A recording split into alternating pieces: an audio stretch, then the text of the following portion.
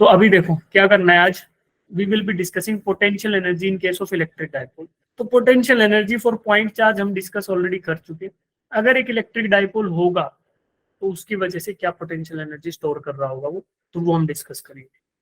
After that we will discuss something about stable and unstable equilibrium, and then we will discuss about relationship between electric field and potential। तो ये हम करने वाले हैं। इसके बाद आप रोटेटिंग डाइपोल में कितना वर्क डन होगा, work done required to rotate a dipole by some angle theta, वो आप फाइंड आउट कर पाओगे। Potential energy stored in case of dipole, ये आप फाइंड आउट कर पाओगे। And you will be able to distinguish between the stable and unstable equilibrium conditions. ठीक है, ये आज का हमारा एजेंडा है। फटाफट इसको करेंगे, फिर कुछ एक क्वेश्चन है जो आपके लिए सेलेक्ट करके लाया हूँ मैं, इजी है, बेहद आसान क्वेश्चन है, देखते हैं कितने बच्चे कर पाते हैं, तो वो हम करेंगे क्लास में। ठीक है, तो स्टार्ट करते हैं भाई। Work done in rotating a dipole. तो डाइपोल क्या होता था, कोई बताएगा मेरे को, व्हाट वाज डाइपोल? डाइपोल हमने पढ़ा था, तो डाइपोल के बारे में क्या पढ़ा था, व्हाट इज अ डाइपोल? पूजा जी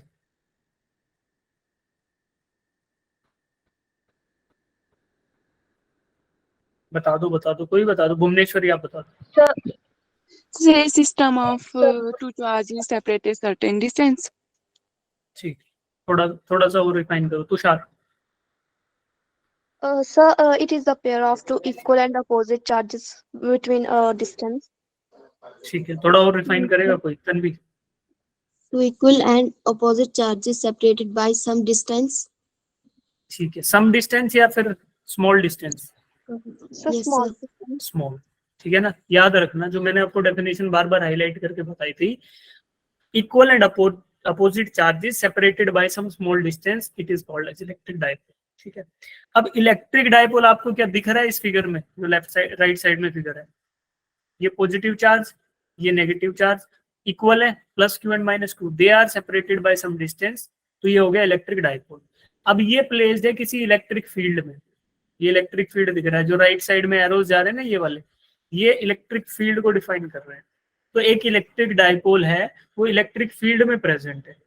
ठीक है, तो आप मुझे बताओ कि जब कोई पॉइंट चार्ज इलेक्ट्रिक फील्ड में प्रेजेंट होता है, क्या उस पर फोर्स लगता है? हाँ जी, ये इलेक्ट्रिक फील्ड ड्रॉ कर रहा हूं मैं। अगर इस इलेक्ट्रिक फील्ड में कोई पॉइंट चार्ज है, मान लो this is the point charge in this electric field, ये क्यू है, क्या इस पे फोर्स लगेगा? बोलो बोलो, अनम्यूट करके बताओ, क्या इस पे फोर्स लगेगा? अच्छा, electric field line start from a negative charge और positive charge? Positive to negative. Positive to negative. Positive, और नेगेटिव में क्या करती हैं?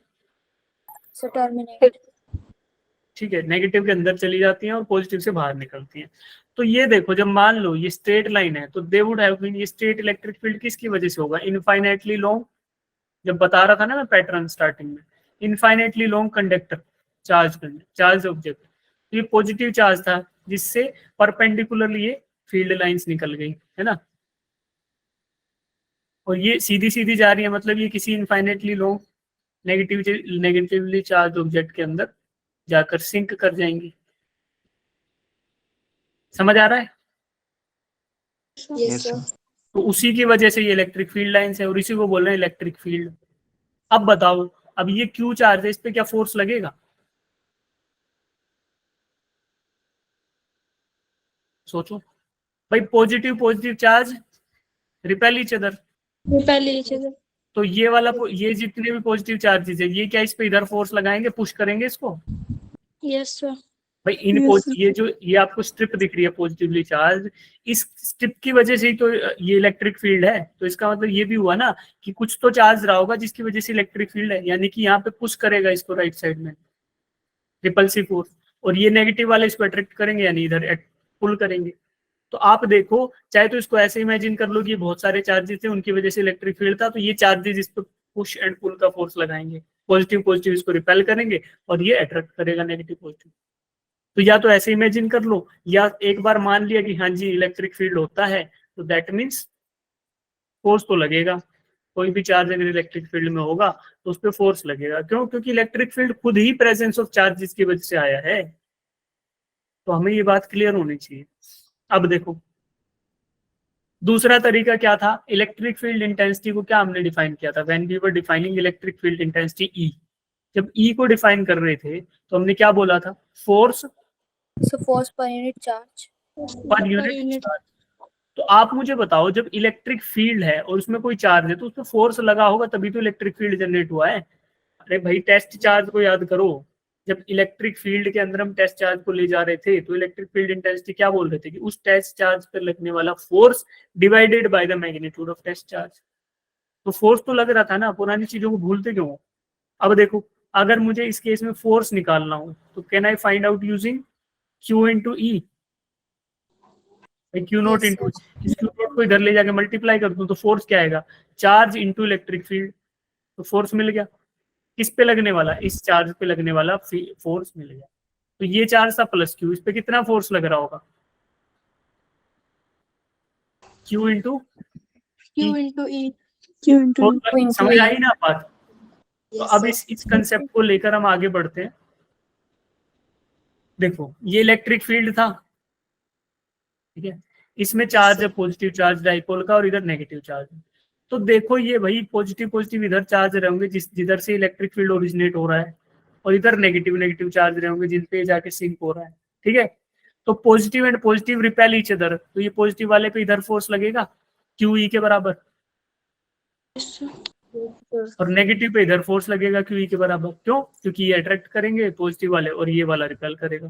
तो दोनों पे डायरेक्शन अलग रहेगी, मैग्नीट्यूड सेम रहेगा, क्योंकि फोर्स चार्ज का मैग्नीट्यूड सेम है और फोर्स दो ही चीजों पे डिपेंड करता है, magnitude of charge and magnitude of electric field intensity. तो इधर पे क्यू ई लग रहा है राइट साइड में ऊपर वाले चार्ज पे, और नीचे वाले पे लेफ्ट साइड में क्यू ई। तो दोनों का डायरेक्शन अलग है बट मैग्नीट्यूड सेम है। ये बात समझ आई? यस और नो बोलो। Yes, sir. Yes, sir. किसी कोई ऐसा है जिसको नहीं आई ये बात समझ? आ गई ना? अब देखो अब इसके बाद क्या करता है, अब आपको ये दिख रहा है कि हमने इलेक्ट्रिक डाइपोल जब डिफाइन किया था it is separated by some small distance, तो हमने उस टाइम 2L माना था उसको डेरिवेशन में।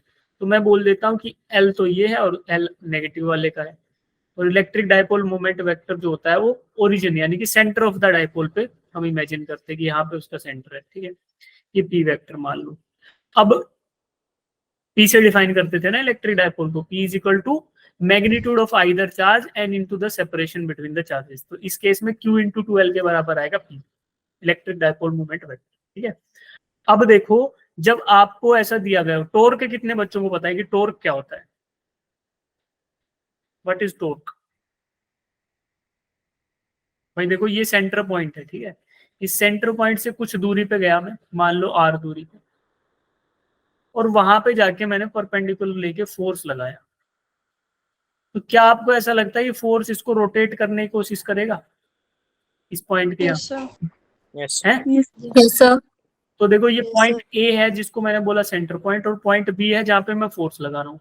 तो B पर तो लग रहा है फोर्स, और पॉइंट A पे क्या लग रहा है, टॉर्क।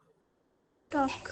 जो चीज घुमाए उसको बोलते हैं टॉर्क, और जो चीज पुश या पुल करे उसको क्या बोलते हैं, फोर्स। Force. जो पुश या पुल कर सके वो होता है फोर्स, और जो चीज रोटेट करे उसको क्या बोलते हैं, टॉर्क। Torque. ठीक है, मान लो आपके घर पे चेयर रखी है, चेयर को सरकाना है तो क्या करोगे, ऐसे धक्का मारोगे, खींचोगे, है ना। और अगर गीला टावल है, गीला टावल, आप सब बच्चे हैं आपको अच्छे से समझ आएगा, बाल बाल सुखा के पूरा गीला हो जाता है टावल। अब उसको निचोड़ना है तो कैसे पकड़ोगे, एक हाथ से ऐसे पकड़ा, एक ऐसे, तो उसको रोटेट करना पड़ेगा तभी तो निचड़ेगा ना उसका पानी। Yes, तो sir. वहां पे आप क्या अप्लाई कर रहे हो, टॉर्क। वहां पे फोर्स नहीं लगा रहे। कोई बच्चा ऐसा है कि टावल को पकड़ के ऐसे दबा रहा है, ऐसे पिचका रहा है, तो नहीं, आप रोटेट करते हो उसको। तो उसको रोटेट करने का मतलब है कि यू आर अप्लाइंग टॉर्क। और अगर पुश कर रहे हो या पुल कर रहे हो दैट मीन्स फोर्स। रोटेट करने का यानी टॉर्क अप्लाई करने का तरीका फिजिक्स में ऐसे होता है, एक पॉइंट को लो, उस पर कुछ दूरी पे जाओ और परपेंडिकुलर पे फोर्स लगाओ, ठीक है। इसको डिनोट ऐसे करते हैं, torque is nothing but force Force into into distance. Into distance, ठीक है। तो ये टॉर्क हो गया, ठीक है, टॉर्क ऐसी चीज जो घुमा सके क्लॉकवाइज या एंटी क्लॉकवाइज। अब देखो, अब ये फोर्स लग रहा है Q इंटू ई, ये फोर्स था ना, force applied by electric field on this charge, और इधर भी फोर्स लग रहा है, तो दोनों फोर्स आपको दिख रहे हैं, they are separated by some distance L। तो क्या ये टॉर्क जनरेट करेंगे सेंटर पॉइंट पे? हाँ जी, इधर इधर टॉर्क नहीं क्रिएट होगा, तो ये दोनों की ये LL दूरी पे है, तो ये पॉइंट पे, सेंटर पॉइंट पे क्लॉकवाइज रोटेशन फील होगा इसको, डाइपोल को ऐसे। क्यों? क्योंकि ये फोर्स इसको इधर घुमाएगा और ये वाला इसको इधर घुमाएगा, दोनों मिला के क्लॉकवाइज रोटेशन देंगे इसको। तो that means there is some torque, और टॉर्क की वजह से होने वाला वर्क डन, वो क्या होता है? Work done due to torque क्या होता है? फोर्स के द्वारा होने वाला वर्क क्या होता है? Force into displacement. Force into displacement, ठीक है। और टॉर्क के द्वारा होने वाला वर्क क्या होता है? Work done tau into angular displacement. Angular displacement कि एंगल के फॉर्म में आपने कितना डिस्प्लेस कर दिया, थीटा आपका कितना चेंज हो गया, दैट वाज क्या होता है? Angular displacement. तो डी थीटा जो आपने बताया दैट इज एंगुलर डिस्प्लेसमेंट। तो ये एंगुलर डिस्प्लेसमेंट टाउ टॉर्क के द्वारा हुआ, that means work done in doing so is tau into D theta. जितना चेंज आया एंगल में और कितना आपने टॉर्क लाया। अब देखो टॉर्क आप फील करना, टावल को जब, टावल का ही केस लेते हैं, टावल तो सबने निचोड़ा इसलिए वही वही केस लेंगे कि जब हम उसको फर्स्ट बार ऐसे घुमाते हैं तो हल्के हाथ से घूम जाते हैं, फिर उसको थोड़ा ऐसे पकड़ के फिर से टाइट घुमाते हैं, तो इसका मतलब ज्यादा ताकत कब लग रही होती है? दूसरे केस में ना, जब आप उसको अच्छे से निचोड़ना चाहते हैं, है ना जी? यस और नो? सेकेंड टाइम में बहुत ज्यादा उस पर टॉर्क लगा रहे हो। अब फोर्स बोल रहा हूँ, देखो मैं आपको जनरल भाषा में ऐसा लगेगा बहुत ज्यादा ताकत लगा रहा हूँ। ताकत लगाने का तरीका है ना कि बहुत भारी चीज को पुश कर रहे हो तो आप बहुत हाई मैग्नीट्यूड का फोर्स लगा रहे हो, और ऐसे निचोड़ रहे हो that means you are applying high amount of torque. तो टॉर्क लग रहा है ज्यादा, तो वर्क डन भी कितना होगा? ज्यादा। और जितना एंगल घुमा दिया उतना भी वर्क डन ज्यादा। तो tau into d theta is the work done on the dipole या work done on the tau, ऐसे फील करो, ठीक है। अब वापिस आते हैं डाइपोल पे। तो we want to calculate the work done in this case. हम क्या करना चाह रहे हैं कि θ1 पे था और θ2 पे उसको ले गए रोटेट करके डाइपोल को, ताकि हम in doing so we can find out the work done. θ1 था ऐसे छोटू एंगल पे था इधर वाले पे, उसको रोटेट कर दिया हमने किया by applying some external force, ठीक है। ये ध्यान रखो सारी कहानी वही हो रही है। इनिशियली मैं क्या बता रहा था, चार्जर है या फोन है, उसको मैं क्या कर रहा हूँ, external work by my hand against the conservative force field, उठा के ले गया। तो दैट मीन्स जो वर्क डन हुआ एक्सटर्नल वो स्टोर हो गया इसके अंदर इन टर्म्स ऑफ इस पोटेंशियल एनर्जी। भाई कोई ऑब्जेक्ट था, एक्सटर्नल वर्क आया, उसने वर्क डन किया सिस्टम पर, सिस्टम की हाइट बढ़ गई, सिस्टम में पोटेंशियल एनर्जी आ गई। क्यों आई? क्योंकि कंजर्वेटिव फोर्स फील्ड था ग्रेविटी, उसके अगेंस्ट आपने वर्क डन किया, that's why it is converted into the potential energy of the system. अब देखो, अब ये डाइपोल है, डाइपोल को क्या करूंगा मैं, एक्सटर्नल वर्क, एक्सटर्नल फोर्स से इसको रोटेट करूंगा, एक्सटर्नल टॉर्क से, बाहर से कुछ टॉर्क दूंगा ताकि ये θ1 से रोटेट होकर θ2 पे आ जाए। θ1 से रोटेट होगा और θ2 पे आ जाएगा। That means some external work has to be done on this dipole to rotate it from θ1 to θ2। और अगर वो वर्क डन में निकाल लूं तो मैं फिर कह सकता हूं कि potential energy of the dipole will be the negative of that external work. जो वर्क डन हम करते हैं वही तो पोटेंशियल में स्टोर होता है। अब इलेक्ट्रिक फोर्स जो था, इलेक्ट्रोस्टैटिक फोर्स, वो आपने मुझे बताया था कि it is conservative force field. तो कंजर्वेटिव फोर्स फील्ड में बाहर से किए जाने वाला वर्क डन कन्वर्ट हो जाता है सिस्टम की पोटेंशियल एनर्जी में। अब मैं बाहर से वर्क डन कर रहा हूँ, θ1 पे था डाइपोल, मैंने θ2 पे कर दिया, तो कुछ वर्क बाहर से होगा, वही वर्क इसकी इलेक्ट्रोस्टैटिक पोटेंशियल एनर्जी में कन्वर्ट हो जाएगा। सेम कंसेप्ट है जो पहले पढ़ रहे थे एग्जैक्टली। अब हम वर्क डन निकालते हैं। वी नो दैट कि वर्क डन करते टाइम जो वर्क डन है in rotating the dipole that can be tau into D theta, और टोटल वर्क निकालना है तो मुझे पता है कि θ1 से रोटेट करके θ2 पे ले गया हूं, तो अपर एंड लोअर लिमिट मुझे पता है, अपर एंड लोअर लिमिट्स मुझे पता है, तो वो मैं यहाँ पे सब्स्टिट्यूट कर दूंगा। अपर एंड लोअर लिमिट्स, θ1 को लोअर लिमिट मान लिया और θ2 को माना अपर लिमिट, ठीक है। तो उसके बाद फिर हमें क्या करना पड़ेगा, वी हैव टू इंटीग्रेट, हम लोगों को करना पड़ेगा integration from lower limit to upper limit. ऐसा क्यों करना पड़ा, क्योंकि ऐसे डी थोड़े थोड़े छोटे छोटे एंगल के स्टेप्स होंगे, उनको जोड़ते जाओ, उसमें जो वर्क डन आएगा और टोटल वर्क डन उस हिसाब से मिल जाता है, राइट। अब किसी बच्चे को लगेगा कि ये साइन थीटा क्यों आ गया, पी तो मुझे पता था, P is the force and D theta is the separation, P is the force and D theta is the separation. तो थीटा 1 से थीटा 2 मैं इसको ले जा रहा हूं, तो the only thing that is left is the component जो साइन थीटा कंपोनेंट है। अब आप देखना कि परपेंडिकुलर डायरेक्शन में जो कंपोनेंट आएगा, इसका परपेंडिकुलर डायरेक्शन में जो कंपोनेंट आएगा वो कंपोनेंट क्या है, वो कंपोनेंट साइन थीटा कंपोनेंट है, ठीक है। अब किसका, फोर्स तो इधर लग ही रहा है, बट जो सेपरेशन हमने लिया ना एल, तो वो सेपरेशन परपेंडिकुलर सेपरेशन नहीं है सेंटर पॉइंट से, सेंटर पॉइंट से परपेंडिकुलर सेपरेशन ये वाला है। भाई हम क्या बोल रहे थे कि टॉर्क क्या होता है, किसी दूरी आर पर परपेंडिकुलर, तो थीटा और ये परपेंडिकुलर नहीं है, ये वाला एल और ये फोर्स, तो हमें परपेंडिकुलर वाले के साथ वो देखना पड़ेगा दूरी कितनी है। तो भाई ये हॉरिजॉन्टली राइट साइड में लग रहा है फोर्स, तो वर्टिकल डायरेक्शन निकालनी पड़ेगी ताकि हम टॉर्क की वैल्यू फाइंड आउट कर सकें। तो यहाँ से वर्टिकल ले लो ये वाला, ठीक है, तो ये 90 डिग्री हो गया। अब मुझे पता चल गया कि वर्टिकल सेपरेशन ये है और ये एल है और ये थीटा है, तो दिस जिधर थीटा की चोंच खुली होती है साइन थीटा कंपोनेंट होता है, यानी परपेंडिकुलर वाला कंपोनेंट, तो this is nothing but L sine theta. तो टॉर्क क्या हो गया, L sine theta into force Q into sine theta. हाँ जी, ठीक है, हेलो, ठीक है। तो मल्टीप्लाई किया डी थीटा से, तो आपको मिल गया वर्क डन। अब इसी को इंटीग्रेशन करेंगे आगे, फिर देखो कैसे होगा।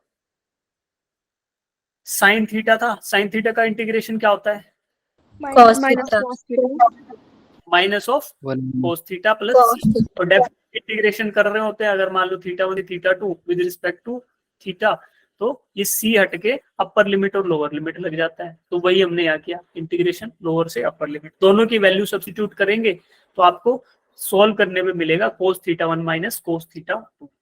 2, upper limit lower limit, upper आएगी थीटा 2 ही पहले आएगा, लेकिन वो माइनस के साथ थीटा 2 आएगा, फिर minus of minus cos theta 1 आएगा, तो माइनस माइनस बन के ये प्लस हो जाएगा, तो पहले दिख रहा है, ठीक है, ये कर देंगे।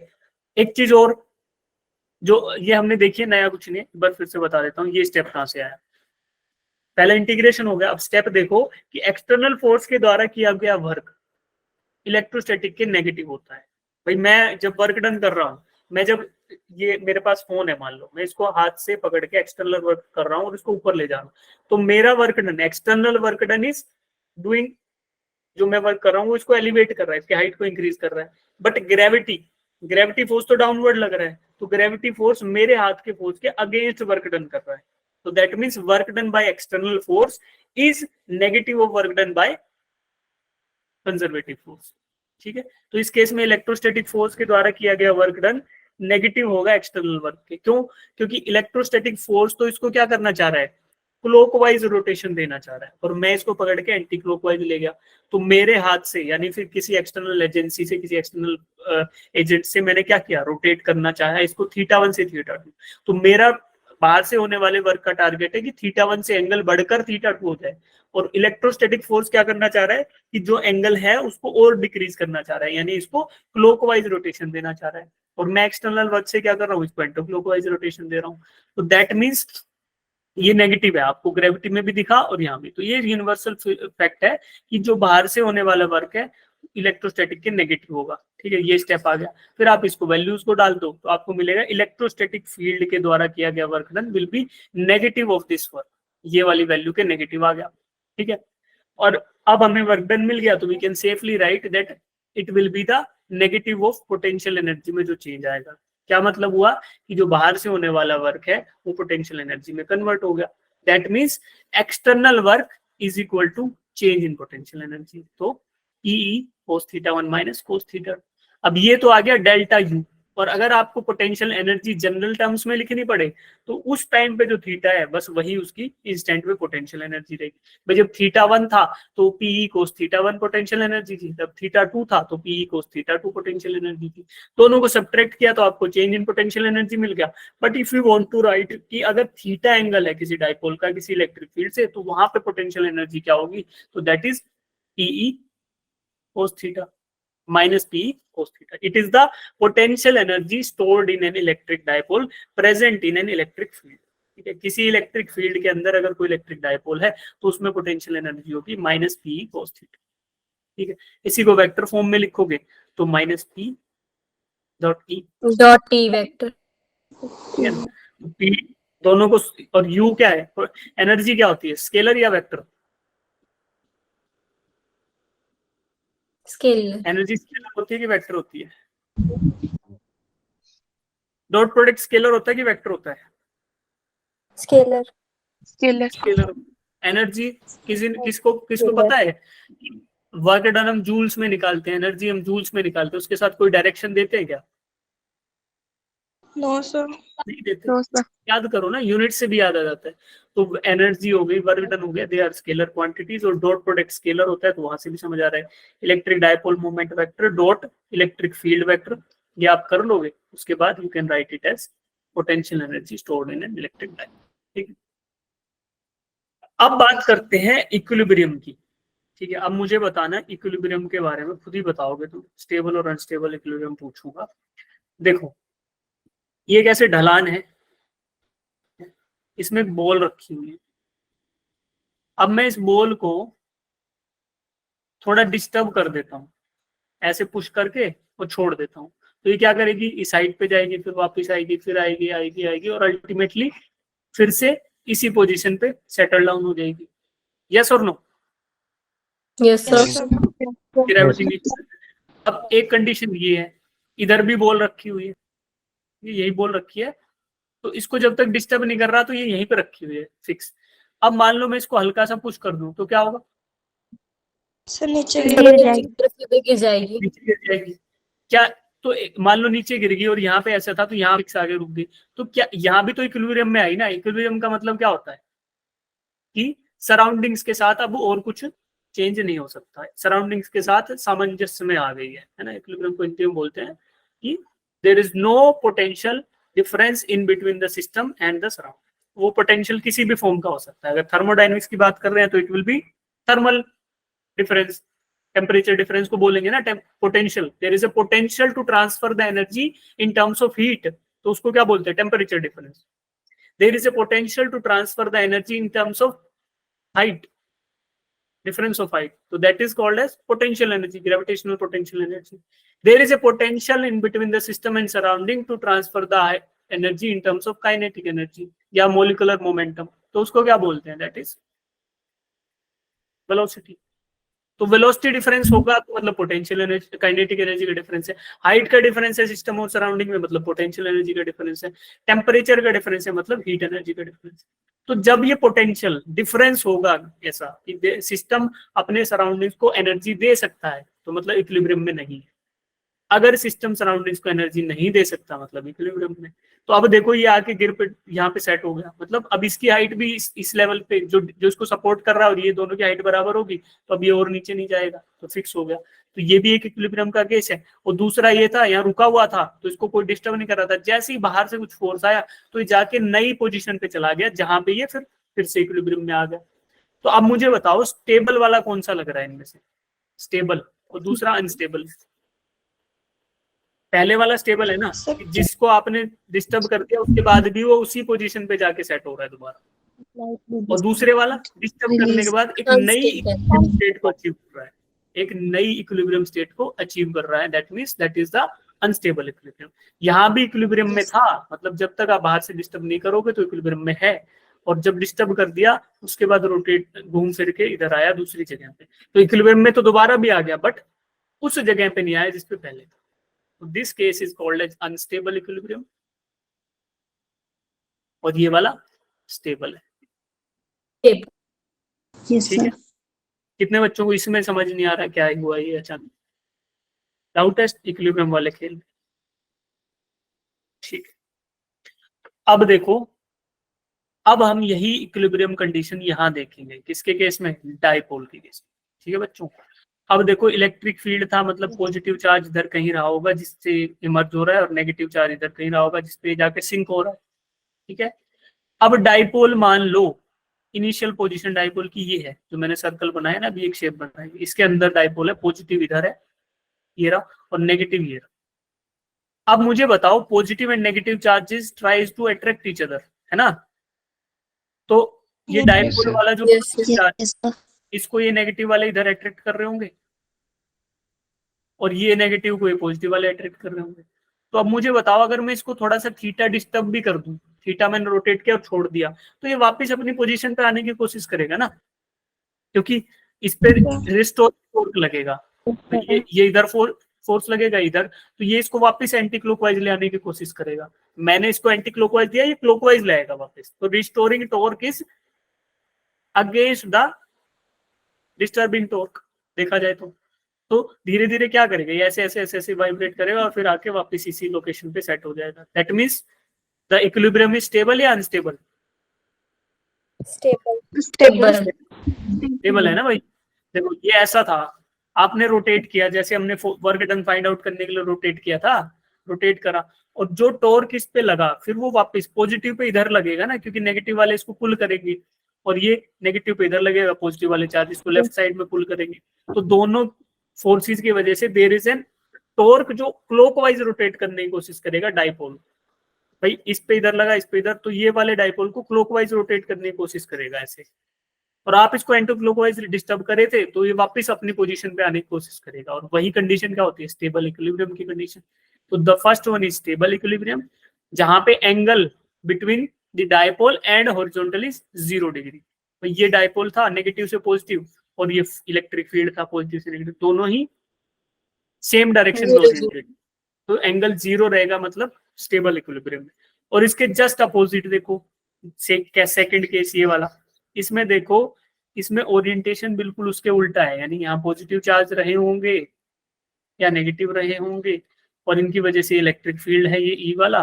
तो अब देखो, इनिशियली डाइपोल इस पोजीशन पे था ये वाले, अब ये पॉजिटिव और ये पॉजिटिव एक दूसरे को क्या करते होंगे, रिपेल, और ये Repel. नेगेटिव और ये वाले नेगेटिव, ये इसको रिपेल करेगा और ये इसको। तो देखो दोनों ही फोर्सेस रिपल्शन के एक दूसरे के लाइन, एक सिंगल लाइन में है। तो तब तक आप इसको कोई थीटा एंगल नहीं दोगे, तो ये इक्विलिब्रियम में तो है, बट पुश कर रहे हैं एक दूसरे को। बट जैसे ही थोड़ा सा एंगल थीटा दे दिया, तो क्या होगा, ये जो लगने वाला फोर्स था, ये थोड़ा सा इसको मिल गई एसेंट्रिसिटी, और नीचे वाले को भी एसेंट्रिसिटी मिल गई। एसेंट्रिसिटी क्या होती है कि सेंटर लाइन से थोड़ा सा डिस्टर्बेंस। तो फिर क्या होगा, जो टॉर्क आएगा वो भी उसी डायरेक्शन में आएगा जिस डायरेक्शन में आपने डिस्टर्ब किया। आपने डिस्टर्ब किया एंटी क्लॉकवाइज में, और देखो रिस्टोरिंग जो टॉर्क आया, नेगेटिव वाला इसको पुश कर रहा था, तो ये इधर पुश कर रहा होगा इधर, तो ये भी इसको एंटी क्लॉकवाइज ही रोटेट करना चाहेगा। तो अब देखो ये नई पोजीशन जो बिल्कुल इसके जैसी होगी, उस पे जाके रुकेगा, यानी नेगेटिव वाला इधर आके रुकेगा लेफ्ट में, और पॉजिटिव वाला चार्ज इधर आ जाएगा। तो फिर एक नई इक्विलिब्रियम कंडीशन सेटअप होगी। तो इसका मतलब क्या हुआ, जब ये ऐसे है इनिशियली पॉजिटिव लेफ्ट में और नेगेटिव राइट में, मतलब 180 डिग्री पे है, तो अनस्टेबल इक्विलिब्रियम का कंडीशन। हाँ जी, यस और no? Yes, sir. Yes, sir. ठीक है, इसको पढ़ना ज्यादा कुछ है नहीं, इजी है। अगर किसी को डाउट आ रहा है तो अभी पूछ लो इसमें थोड़ा बहुत, या कुछ समझ नहीं आया। तो हमने क्या देखा, work done in case of electric dipole. जब एक इलेक्ट्रिक डायपोल इलेक्ट्रिक फील्ड में प्रेजेंट है तो वर्क डन निकाल लिया, उस वर्क डन से हमने पोटेंशियल एनर्जी निकाल ली, और उसके बाद हमने दो इक्विलिब्रियम कंडीशन देखी है। ठीक है, बताओ डाउट्स। सर थीटा 180 डिग्री फिर से बताना। थीटा 180 डिग्री फिर से बताऊं? Yes sir. क्या बताऊं इसमें? सर इसमें पता लग रहा है कैसे होगी अनस्टेबल कंडीशन, इक्विलिब्रियम कैसे होगा अनस्टेबल। अच्छा ठीक है, तो अभी एक बार बताऊंगा, सब लोग एक बार यहाँ से लेके वी से लेके और यहाँ तक पढ़ो इसको, 1 मिनट का टाइम लो, फिर मैं बताता हूँ। आप भी पढ़ो अच्छे। Yes, sir.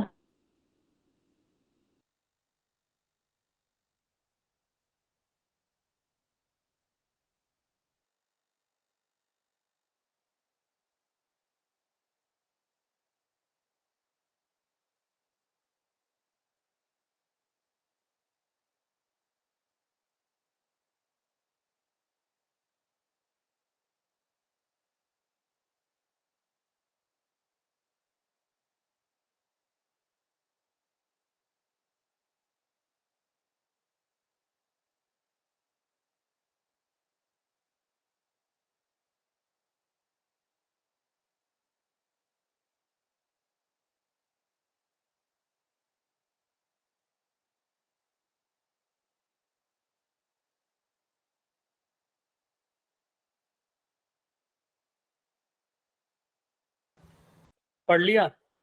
Yes sir. Sir ठीक है। अब देखो, अब इनको समझ नहीं आया सेकंड केस, जिसको ये बोल रहे हैं कि डाइपोल में 180 डिग्री एंगल कैसे है। ठीक है, इलेक्ट्रिक डाइपोल मोमेंट वेक्टर कौन पूछ रहा था? नेहा पूछ रही थी ना। आप मुझे बताओ कि इलेक्ट्रिक डाइपोल मोमेंट वेक्टर का डायरेक्शन क्या होता है? पॉजिटिव से नेगेटिव कि नेगेटिव से पॉजिटिव? हाँ? पॉजिटिव से नेगेटिव। बस यही गलती होगी ना। नेगेटिव से पॉजिटिव होता है। नेगेटिव से पढ़ाई पॉजिटिव। नहीं, आपको जो मैंने पढ़ाया था वो पढ़ाई नहीं, तो समझ कैसे आएगा? नेगेटिव से पॉजिटिव होता है, और उसको कैसे लिखते हैं? Magnitude of either charge into separation between them. ठीक है, 2L इज द सेपरेशन जो हमने अब तक डेरिवेशन किया उसके हिसाब से, और चार्ज का मैग्नीट्यूड ये -q और ये +q, तो किसी एक का मैग्नीट्यूड और इनटू सेपरेशन ले लोगे तो इलेक्ट्रिक डाइपोल मोमेंट वेक्टर आता है। नेगेटिव पे इसकी चोंच होती है और पॉजिटिव पे, सॉरी, नेगेटिव पे इसकी पूंछ होती है और पॉजिटिव पे चोंच। ठीक है, यानी नेगेटिव पे tail and head is on the positive charge. अब देखो, और इलेक्ट्रिक फील्ड कहाँ से ओरिजिनेट होता है? पॉजिटिव से। पॉजिटिव हाँ टू जी, नेगेटिव। Positive to negative. अब देखो, नेगेटिव से पॉजिटिव, यानी कि इलेक्ट्रिक डाइपोल मोमेंट का डायरेक्शन क्या है? ये है, लेफ्ट, राइट टू लेफ्ट। ठीक है, और इलेक्ट्रिक फील्ड का डायरेक्शन ये है। दोनों के बीच में एंगल कितना? 180। ये वाला एंगल 180 डिग्री। ठीक है, अब ये तो समझ आया कि 180 डिग्री एंगल कैसे है। अब ये समझ नहीं आ रहा कि डिस्टर्ब होके वापस कैसे चला जाएगा। तो फोर्स देखो ना, चार्जेस पे फोर्स देखो, एक एक चार्ज पकड़ो। नेगेटिव वाला चार्जेस पे फोर्स किधर लग रहा होगा? इस नेगेटिव चार्ज पे किधर लगेगा फोर्स? बताओ, लेफ्ट में कि राइट में? लेफ्ट में। नेहा, नेहा बताओ आप कहाँ लगेगा? सर लेफ्ट में। क्यों लगेगा? सर क्योंकि पॉजिटिव अट्रैक्ट करेगा सो। पॉजिटिव अट्रैक्ट करेगा या नेगेटिव उसको रिपेल करेगा। ठीक है, दोनों ही केस में लेफ्ट साइड में ऐसे फोर्स लग रहा होगा। अब पॉजिटिव वाले पे किधर लग रहा होगा? सर पॉजिटिव का राइट की तरफ। इधर लगेगा, इस पे राइट साइड में फोर्स। अब ये देखो, एक दूसरे के एक सेम लाइन पे एक्ट कर रहे हैं, तो एक दूसरे को कैंसिल आउट कर देंगे ये, मतलब यहाँ पे Yes, कोई sir. टॉर्क नहीं मिलेगा इस कंडीशन में। लेकिन अगर आपने थोड़ा सा इसको डिस्टर्ब कर दिया ऐसे थीटा, तो क्या होगा? इस पोजीशन पे आ गए मान लो। अब ये नेगेटिव था, इस पे तो लेफ्ट साइड में लगी रहा है फोर्स, और इस पे राइट साइड में लगी रहा है। तो अब बताओ, अब टॉर्क मिलेगा इस पॉइंट पे? भाई एसेंट्रिसिटी मिल गई ना, परपेंडिकुलर डिस्टेंस ये वाला। Yes, sir. तो उसकी वजह से क्या होगा? एंटी क्लॉकवाइज रोटेशन हो जाएगा, एंटी क्लॉकवाइज ऐसे घूम जाएगा ये डाइपोल, और घूम कर सेम इस पोजीशन पे आएगा जो फर्स्ट केस वाला दिख रहा है आपको। जो पहला केस है ना स्टेबल इक्विलिब्रियम, दूसरे ऐसे हो जाएगा, पॉजिटिव वाला घूम के इधर आ जाएगा लेफ्ट नेगेटिव की जगह, और नेगेटिव वाला पॉजिटिव की जगह। समझे? Yes, sir. तो this is the case of unstable equilibrium. अब देखो, हम लोग एक दो क्वेश्चन करा देता हूँ बिफोर लीविंग, आप मेरे को आंसर बताते जाओ। बताओ, क्वेश्चन आपकी स्क्रीन पे है और आंसर्स बताते जाओ। चैट बॉक्स में बता दो, या फिर चैट बॉक्स में बता दो तो सबका रिप्रेजेंटेशन वहां पे दिख जाए। Electric potential is a vector quantity, scalar quantity, neither vector nor scalar, और fictitious quantity. Electric potential, electric potential होता है electrostatic potential energy per unit charge. Energy per unit charge, क्या वो स्केलर होगा कि वेक्टर होगा?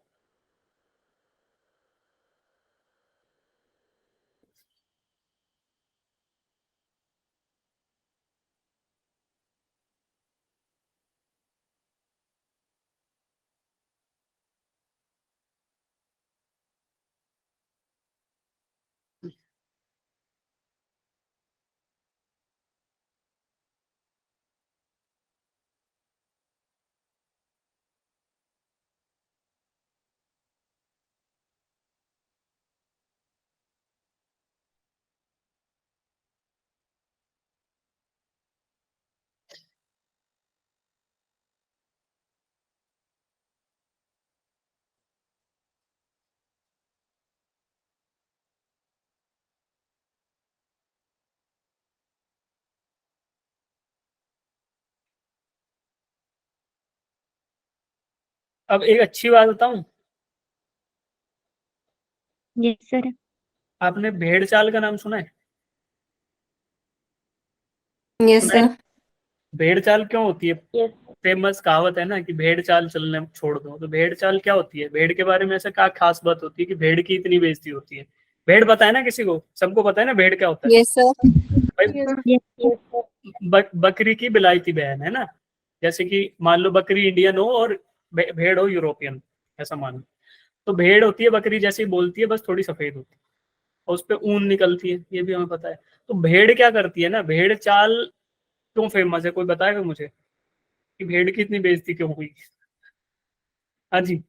सर क्योंकि जो एक करता है वैसे उसी के पीछे सब करने लग जाते हैं। और मतलब भेड़ जो सामने वाला होता है ना, भेड़ का हेड, अगर उसको डरा दो तो सब डर जाएंगे। और वो अगर कहीं कूद भी गया तो सब उसके पीछे पीछे कूद जाएंगे, ये भी नहीं देखेगा कि कहाँ गिर रहे हैं, है ना। तो यस अब सर। किसी बच्चे ने ऑप्शन दिया ए, और दबा दब भैया option A option A option A option A. अब मैं पूछ लूं जिन्होंने ऑप्शन ए दिया है उनसे कि भाई इट इज ऑप्शन ए, तो नहीं बता पाओगे। तो फिर आपने ऑप्शन ए दिया ही क्यों? जब मैंने आपको बोला कि जय श्री राम, अक्कड़ बक्कड़ बम्बे बो, जय माता दी, इनसे आंसर नहीं निकलेगा भाई।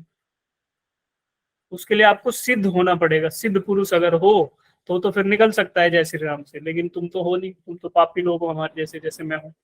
तो देखो अब वेक्टर क्वांटिटी नहीं हो सकता। अब स्केलर वाले वही बच्चे हैं, मैं बता रहा हूं तुम सबको, वही 5-6 बच्चों ने ऑप्शन बी दिया है। मैं बड़े ध्यान से देख रहा था जो स्टार्टिंग में हैंड रेज कर रहे थे कि सर वी नो दैट आपने क्या कराया था लास्ट क्लास में। उन लोगों का आंसर भी सही है भाई। वही उन बच्चों में कहां से गट्स आ गए? सबसे पहले पूजा ने आंसर दिया कि सर ऑप्शन बी है।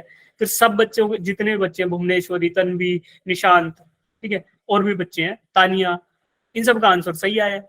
Why it is so. और यही वो 5-6 गिनती के बच्चे हैं जिन्होंने हाथ ऊपर किया था कि सर हमें याद है आपको, आपने क्या पढ़ा था लास्ट क्लास में। अरे भाई तुम्हें जो ऑप्शन हिंट भी दे दिया कि क्या होता है electrostatic potential, potential energy per unit yes sir. Charge. या फिर ऐसे बोल रहे थे U by Q, V is equal to U by Q. तो ये क्या है, एनर्जी क्या होती है, अभी बात करी, स्केलर होती है ना। और यस चार्ज सर। क्या होता है? चार्ज भी स्केलर होता है। अब स्केलर को स्केलर से डिवाइड किया तो वेक्टर कैसे हो सकता है ये? Yes sir. समझ आती है ना बात? जो एनर्जी स्केलर है, एनर्जी जो डिफाइन करते हैं तो जूल में डिफाइन करते हैं, उसका कोई डायरेक्शन नहीं होता। चार्ज जब डिफाइन करते तो कूलम में डिफाइन करते हैं, उसका भी डायरेक्शन नहीं होता। तो जब स्केलर को स्केलर से डिवाइड करोगे तो स्केलर ही आएगा, वेक्टर का तो कोई मतलब ही नहीं है। ठीक है, अब अगले क्वेश्चन पे चलते हैं। अब गलत मत बताना, ठीक है, और ईमानदारी से बताना। ये वाला क्वेश्चन कर दो, थोड़ा सा ठीक ठाक सा है।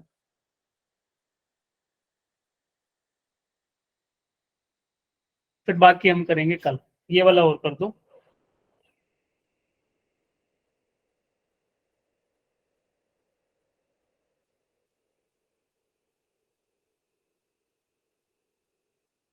कल बोला तो एक बच्चा ड्रॉप कर गया कि चलो कल बोल दिया तो अब चलो, अपने को तो क्वेश्चन थोड़े करना है उनसे, तो उनका वाइवा लेके नीट में सिलेक्शन होगा, है ना।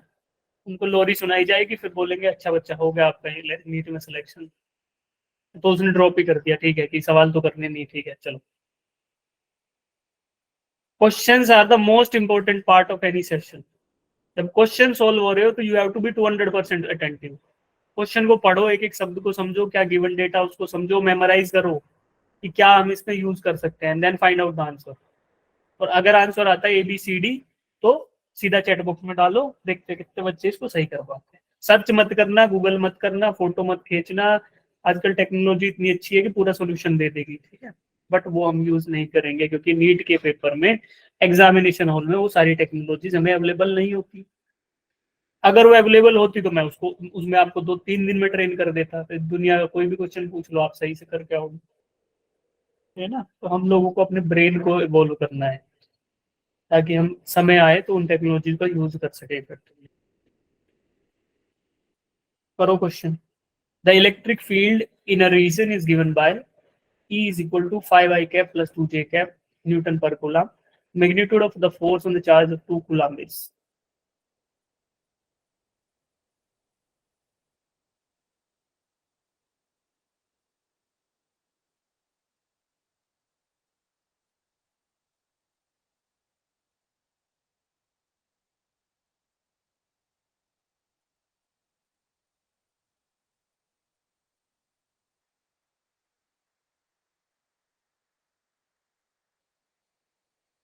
तुम्हारी क्लास तो नहीं है इसके बाद?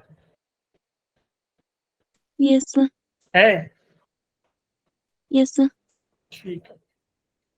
Yes, sir.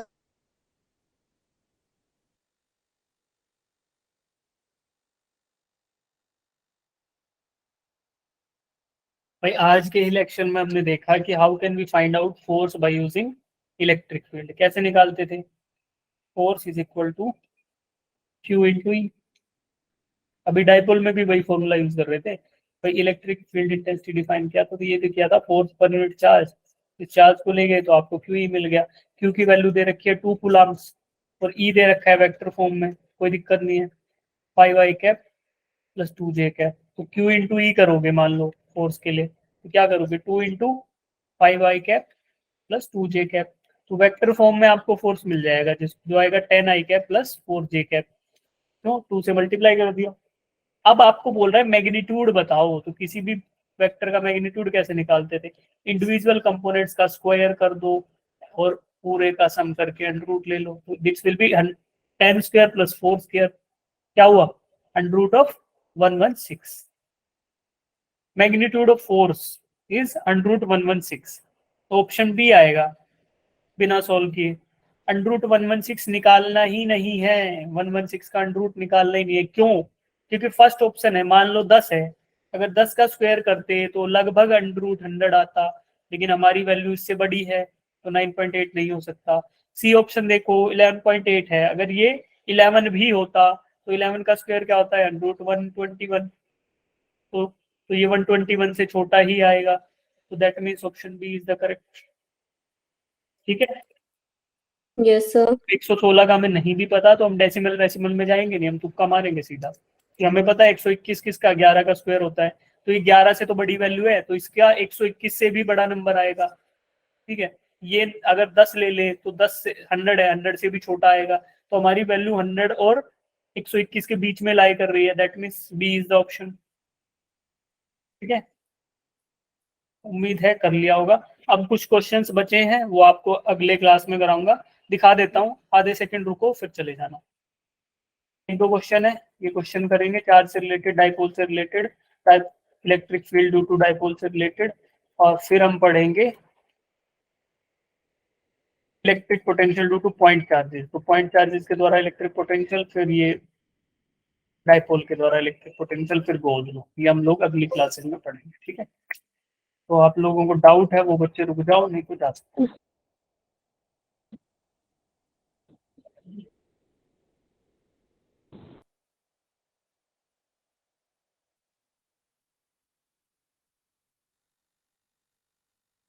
डाउट वाले रुक जाओ।